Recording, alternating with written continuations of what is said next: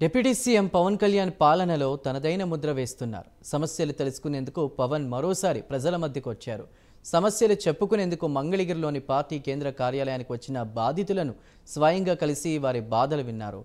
పవన్కు వినతి పత్రాలు ఇచ్చేందుకు పెద్ద సంఖ్యలో ప్రజలు వచ్చారు.